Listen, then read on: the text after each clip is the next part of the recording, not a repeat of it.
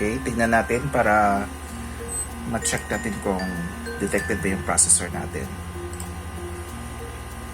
Okay. Bakit dual core pa rin? Why is Bakit dual core pa rin yung ano ko? Bakit dual core pa rin yung ano ko? Ang nakaraan sa Arn's Tech Man Cave. Naikabit na namin ang bago at mabilis na processor. Pero ang problema, pagtingin namin sa Windows 10 properties, lumalabas pa rin ang lumang processor. Sa vlog na ito, aalamin natin kung paano nasolusyonan ng ating bida ang problemang ito, kaya't panoorin ang video ito hanggang sa huli.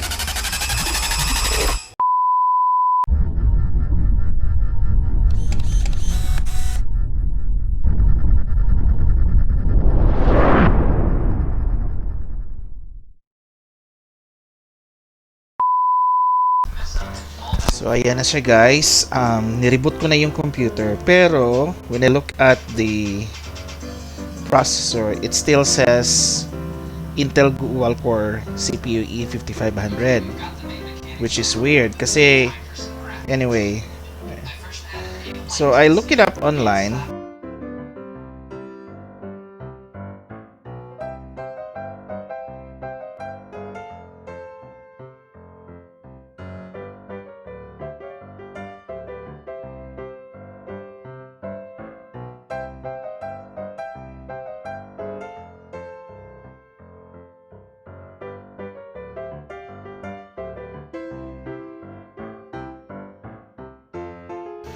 Laking gulat ko na nare-recognize siya sa Intel Processor Identification Utility pero sa Windows 10 hindi. So, I decided na i-restart na naman yung computer at i-reset ko yung BIOS baka sakaling gumana.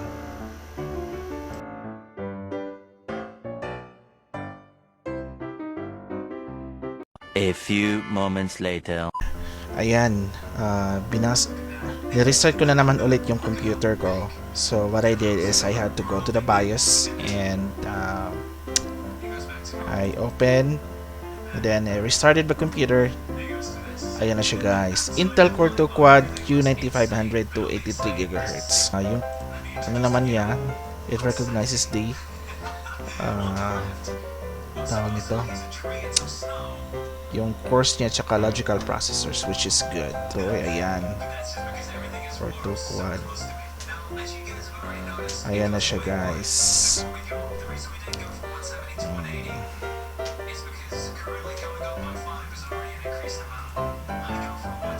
Binabasa niya yung memory ko. Okay. Check na natin ulit yung temperature. While it's ayan na siya, bumabasa na siya, ayan.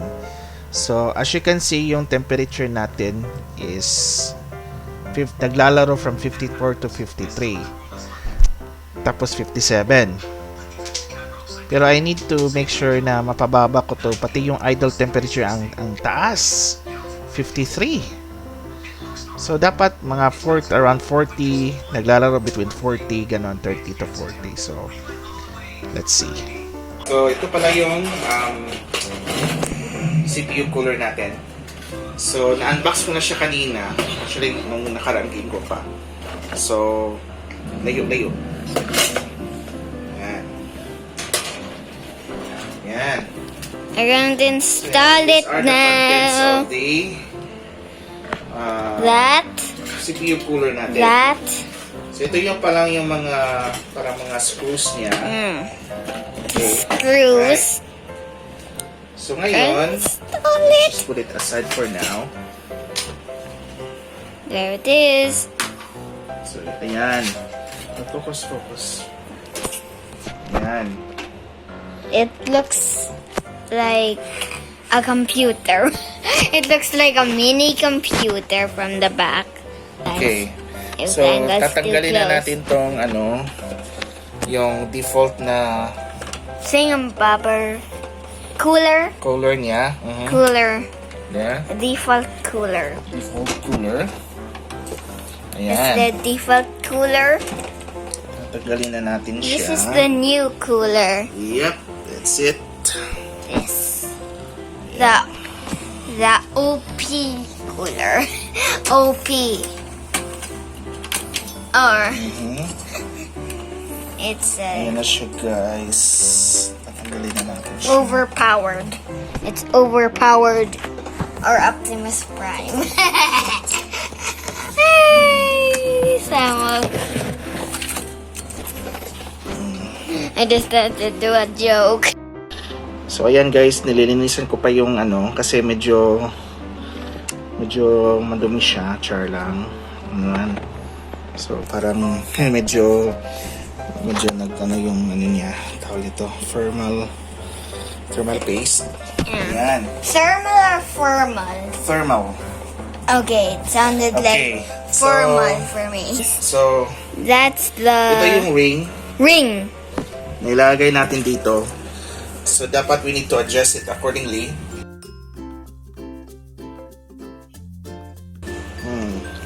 We're just gonna focus at the hands. Oh.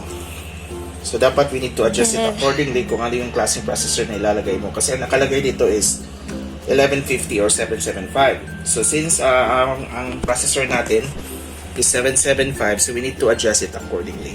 Ayan. So we got that done. So ang gagawin natin is we need to put it here.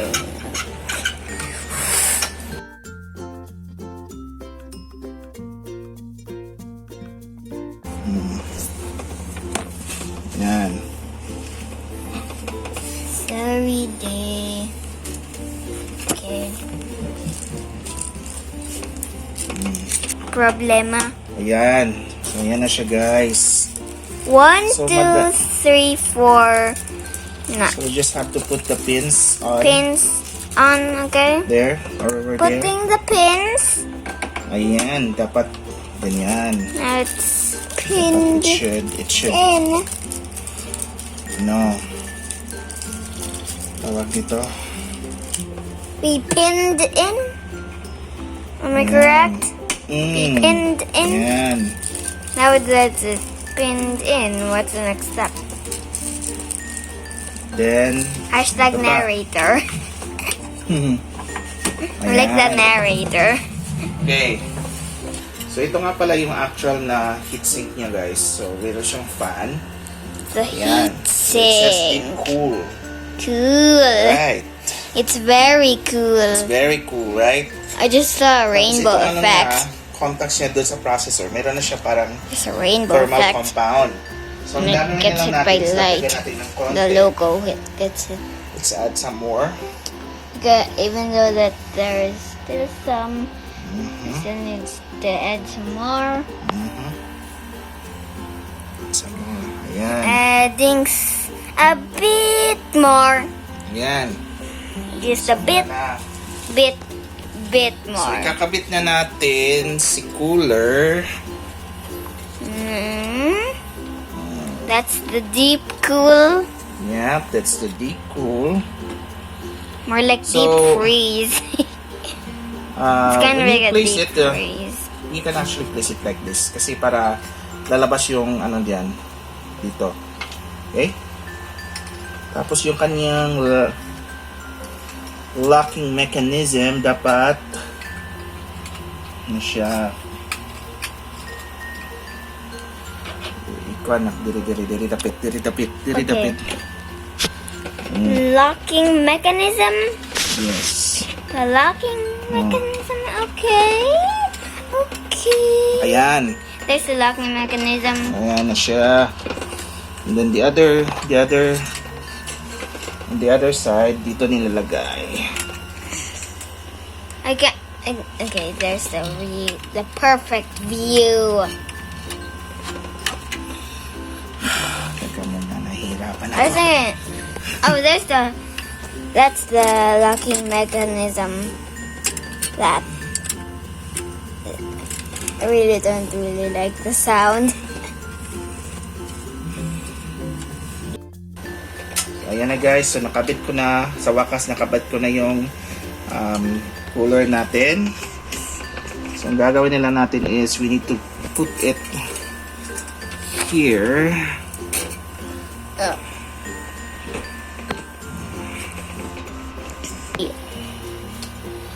Ba't ang liit ng kamay ko? Ang ang liit or ang laki ng kamay ko? Ayan. Ayan na siya, guys. Kapit ko na siya. Ayan na. Well, Oh, sa wakas. finally. Finally. Hashtag finally. Hashtag finally. Ayan. Definitely hashtag finally. Sirisip natin itong I cannot Yes. not say that. okay. Okay. A few moments later. Okay, ayun guys. So, na-reboot ko na yung computer. So, this is after I installed the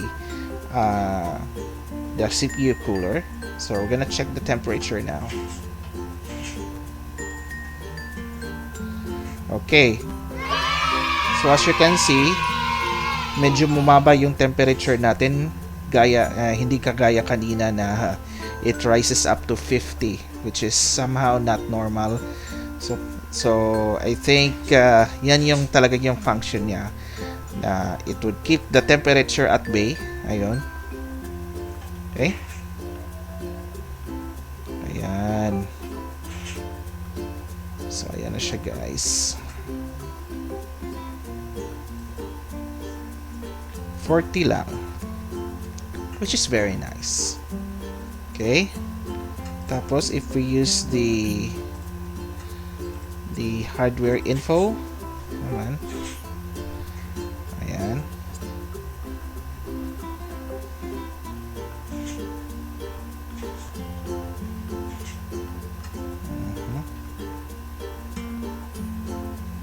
ayan, ayan na siya, guys. So it appears to be working now. Ayan.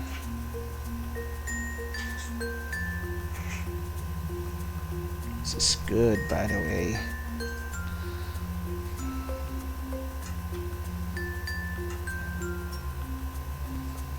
Puno ko naman tayo sa sensors. Ayan na siya. So it now reads the correct temperature on all cores. Ayan. So there you have it, guys. So I was able to install the processor as well as the CPU cooler. And so far, I'm very pleased with its performance. Gumagana naman siya. And I was able to accomplish what I want in this computer. So ginagamit ko siya ngayon pang edit sa aking vlog.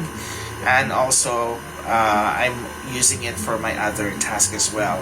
Abangan niyo ang mga susunod na video ko with a few upgrades that I need to do for this computer, and also for some of the videos that I will be uploading includes unboxing and setup of the equipment that I ordered, not just for this computer but also for our entire network. So, yun lang naman, guys, and I hope na marami kayong natututunan sa video mo ito. And by the way, do not forget to like, share, and subscribe to my channel. Hanggang sa muli. Bye-bye!